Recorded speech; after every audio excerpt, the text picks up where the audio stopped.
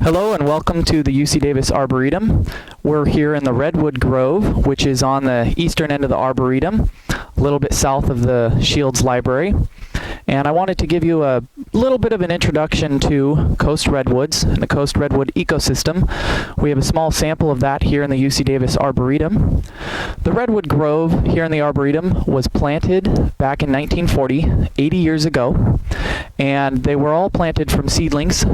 Most of the trees today are in the order of 50 to 60 or 75 feet tall, and some of them look rather sickly because they're not used to this Central Valley environment. We get very little fog.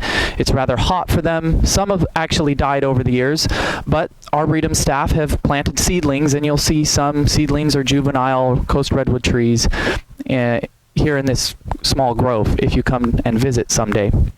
I'll point out some of the vegetation in a minute, but I wanted to give you a little bit of an overview of what the coast redwood ecosystem is like. Where does that actually exist? Well, it goes from far up north, just on the southern tip of the coast of Oregon, all the way down the coast of California to around the area of Big Sur, which is a little, if you know where Monterey is, it's around that area, a little south of Monterey. And the coast redwoods exist mainly where they get a lot of fog. They require fog for growth because they have these very small little needle-like leaves.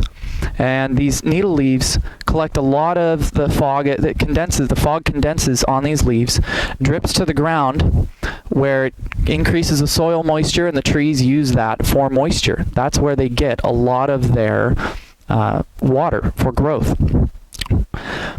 Now, fog has been reduced in California. You're going to have to read one of your homework assignments and answer one of your questions in lab about that. How much fog has been reduced in California due to climate change? It is a big problem for redwoods, and it's already impacting not only their growth, but how new trees establishing new seedlings.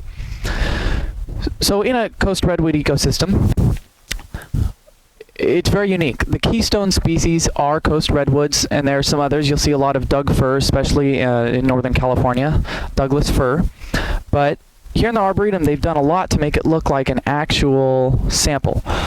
On the ground over here, we have, and you can zoom there on the top, we have a fallen tree, and it's starting to decompose.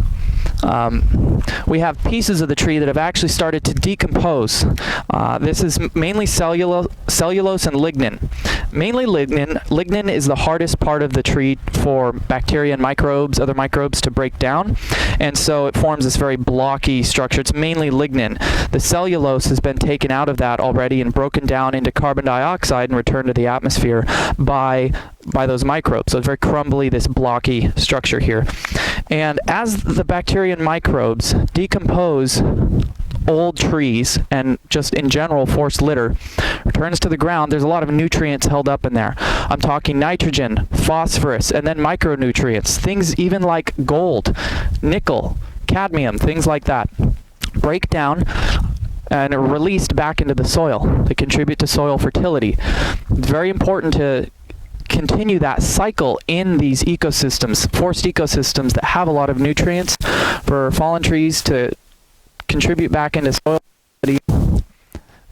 Keeps the nutrients in that system, like a closed system in a certain way. Think of it as the grandpa tree analogy, where a large mature tree would fall on the forest floor, die and then fall on the forest floor, get broken down and slowly start to turn back into soil, and then small seedlings will establish on top of that, the body of that decomposing tree, and eventually root down into the soil and turn into their own mature trees. They grow up to be 2,000 or 3,000 years old, like these coast redwoods do, which is the tallest tree on the planet, by the way. The tallest coast redwood is around 370 or 380 feet tall, longer than a football field. Those large trees fall on the ground, and then seedlings establish on them, hence the cycle of life. I can show you a couple samplings here of some species you might find in a coast redwood ecosystem. Here behind me, this is iris. That's the genus name and the common name. Very pretty here. Family Iridaceae. And then we have a fern. You'll see a lot of ferns in coast redwood ecosystems. This here looks like sword fern. This is sorrel. It looks like clover, but it's actually not. It's got these three-part clover-like leaves. And then we have a rush over here in the undergrowth. You'll see a lot of grasses too in coast redwood ecosystems. And the canopy above me, which has some nice dappled light flowing through it, is a maple. Maple likes cool, shaded, moist environments, forest environments, and it grows all the way up actually into the Sierra, up to 5,000 or 6,000 feet. So that concludes our coast redwood talk here in the Arboretum. We've got two very interesting species right in front of us. Here is spicebush. This grows in a shrub or shrub form, and it grows in moist areas, riparian areas in California. You will see it in some redwood groves, but I actually saw it the other day in a serpentine grove. The genus name is Calycanthus, and when they're crushed, the leaves make a very pleasant spice odor, although I suppose it can be an acquired taste. And here, right next to it, we have a tree that really likes to grow in foothill environments. This is California buckeye, these palmately compound leaves. And then it's got these banana flowers. This is an inflorescence that's just starting to bloom. That's spelled, that's just California buckeye. And the genus name is Aesculus. Species name is Aesculus californica, California buckeye. And that is a tree. This is a small tree right in front of me. And then we have a large buckeye right behind me. Okay, right here in front of us is a perennial understory species.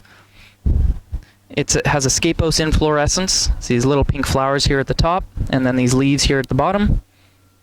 This likes moist shaded areas on cliffs and on the understory. In a lot of different environments. You'll find it, like I said, in redwood forests, but also in other areas. I found it just in foothill regions on cliffs and just moist slopes. That's Heuchera. It's called alum root, A-L-U-M. Genus name is Heuchera, H-E-U. Right here in front of me is a tree. This is in family Fabaceae, which is the nitrogen-fixing family, the pea family. And it is this is a western redbud. It has these heart-shaped leaves. That's how you can tell it's a redbud. They're slightly waxy looking when they're small leaves. It's deciduous. It loses its leaves in the winter. Sorry, the shade is blocking it. We have these little pea pods because it's in family Fabaceae, so it forms peas.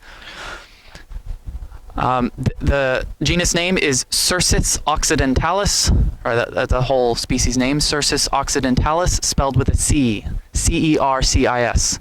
And this grows in a lot of different areas in the state, but mainly in dry areas, upland areas. It does tend to like the shade, but you'll find it in full sun, foothill, grassland, woodland. Here in front of me is a dogwood. It's a very beautiful tree, and the genus name for this is Cornus, C-O-R-N-U-S. And it has its own family, Cornaceae, and you can tell that it's a dogwood, that it's in that genus, because when you pull the leaves apart, it has these gelatinous strings that come apart in the capillaries. I can try to show you right here in the sun how that pulls apart the gelatinous veins. Zoom in here and show you the flowers. Very beautiful flowers, and those white are actually not technically petals. The flowers are much smaller on there. Right here in front of me we have one of the oldest plants on the planet. This is Equisetum. This is also called horsetail. And you know, in some of the species it has these very interesting leaves in a way that splay out from each of these sections. So you'll have a splay out here and another one here, and it goes down like that, hence called horsetail. It is almost 500 million years old. That's how long ago it's been found in fossils. You'll find this in moist areas across the state, especially in swamps.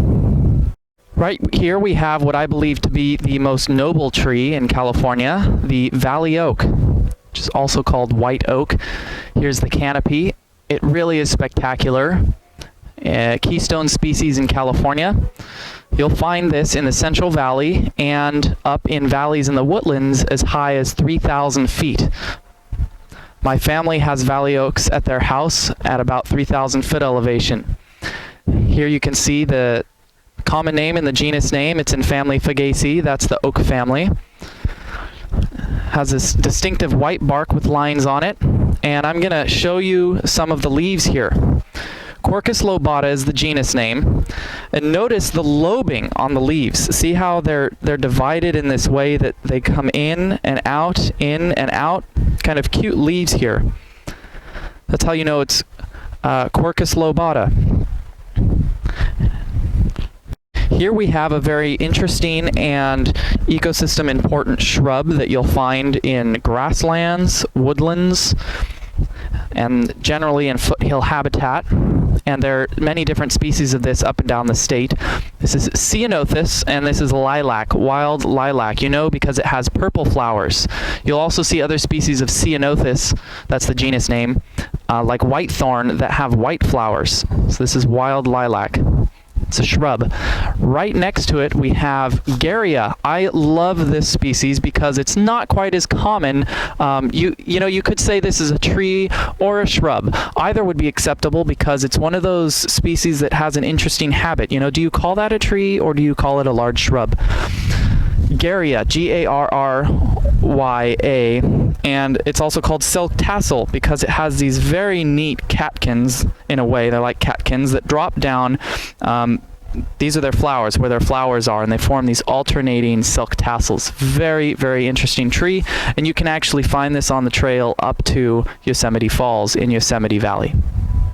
Okay, we're going to start a longer section here. This is a very beautiful and aromatic tree right in front of me. This is California Bay, Umbellularia californica, bay laurel.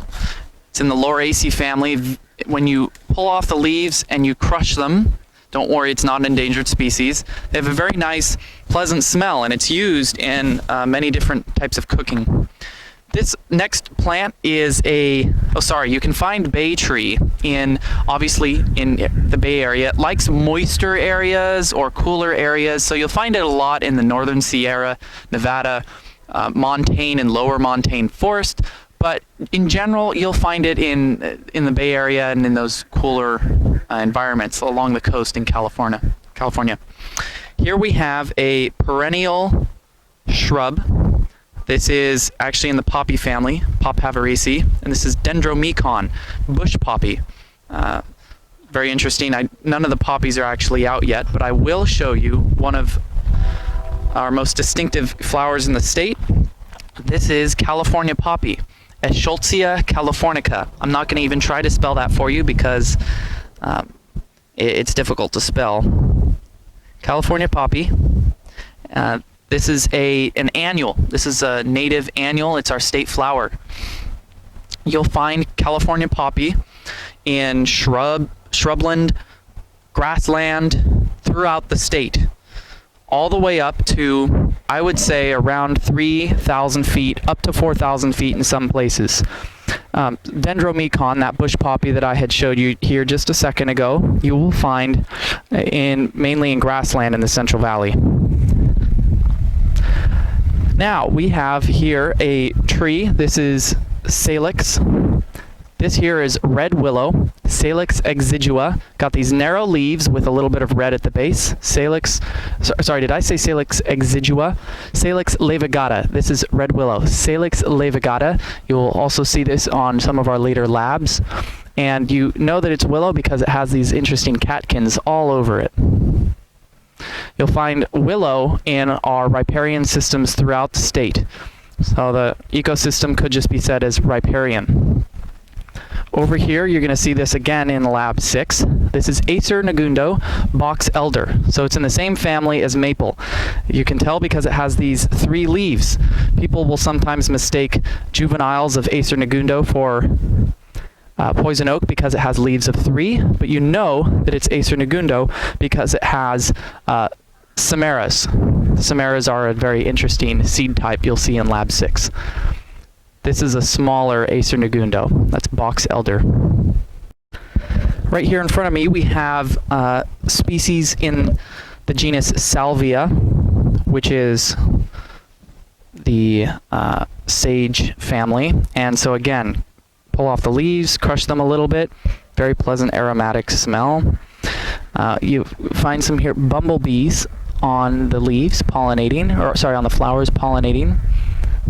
Salvia is found in shrubland in the Central Valley, and this particular species is silver sage, and this is found in drier foothill and inland areas of California.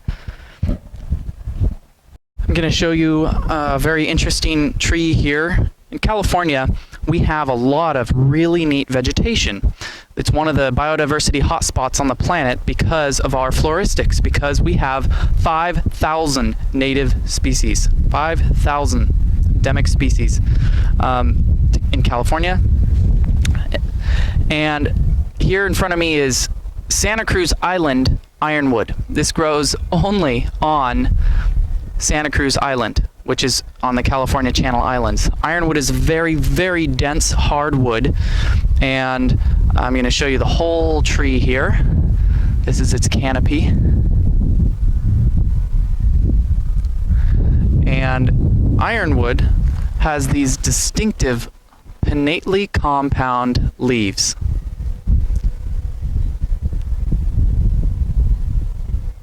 Even though this bush here is a little bit in the sun, I'd really like to show you because this is another bush poppy. So Dendromecon, right here in front of me. Pophaveraceae. This grows in Central Valley, shrubland, and grassland. Very pretty flowers here. So Dendromecon is the genus there. Here I have in front of me coyote bush. This genus name is Baccharis. Species name is Pilularis. So Baccharis pilularis. I can zoom in here to the sign, show you. Hopefully it's not too bright. This is family Asteraceae. This is incredibly important for bird species in the state. You'll find this in shrubland and grassland throughout California, especially in the Central Valley.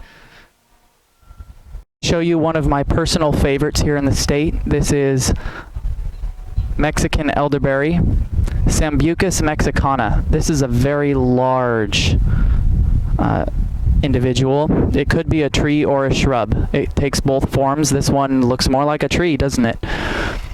We have a big bumblebee up here pollinating it. I'm going to zoom in to one of these flowers and show you. It has this umbel inflorescence, which means it's that shape. Many different flowers on that one inflorescence. So Sambucus nigra or Sambucus mexicana. We have both, and we don't have the nameplate here in front of us.